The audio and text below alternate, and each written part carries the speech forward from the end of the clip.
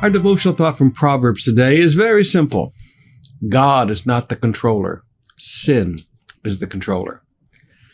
Ever since I was born again, I've listened to Christians say that God is too controlling, that the Word of God is too legalistic and too controlling, that the church is too controlling.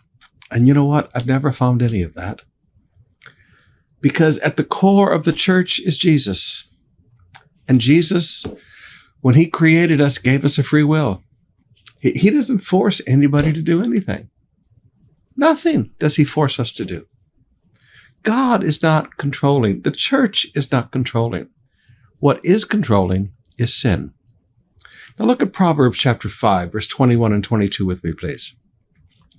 For the Lord sees clearly what a man does, examining every path he takes. Okay, God watches. God knows the sin. An evil man, verse 22, is held captive by his own sins. They are the ropes that catch and hold him. What are the ropes that catch and hold a man? Other people controlling them? No. It's their own sins. Their own lying controls them. Their own greed controls them.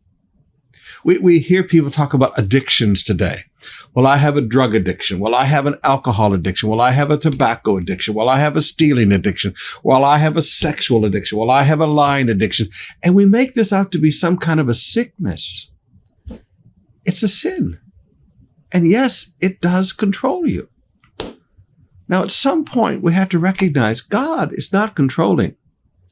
God says, you know what? I gave you a free will. I would like you to love me. I would like you to follow me, but that's your choice. But sin doesn't give you a choice. Sin holds a person captive. Now, beloved, when it comes to life and decisions of life, let me encourage you. Follow on in verse 23.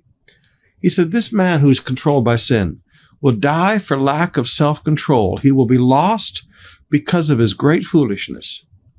That lack of self-control allowed you to be taken captive to sin. Paul says in Romans, whatever we yield ourselves to become a slave, that we become a slave to. I have been absolutely amazed in the last 10, 15 years how Christians have become so controlled by alcohol. Drinking is now a test of fellowship, a test of friendship. I won't be friends with anybody who don't drink. Even among preachers, I found this. It seems that people want to drink more than... I've watched people give up long friendships because they were going to insist on drinking. You know, I drank before I got saved. I've never drunk alcohol since salvation. Hasn't happened, never will. Been there, done that. Jesus set me free.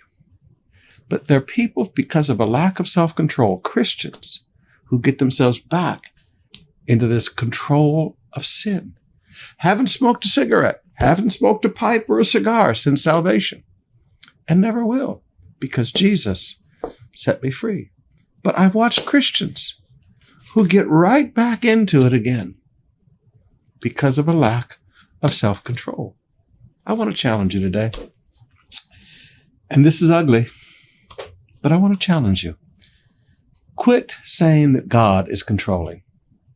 Quit saying that the Word of God and the things of God and the church of God is controlling.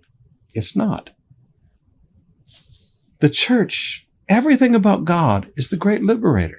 Do what you want. But sin doesn't give you a choice. Exercise some self-control and get out of sin and find freedom.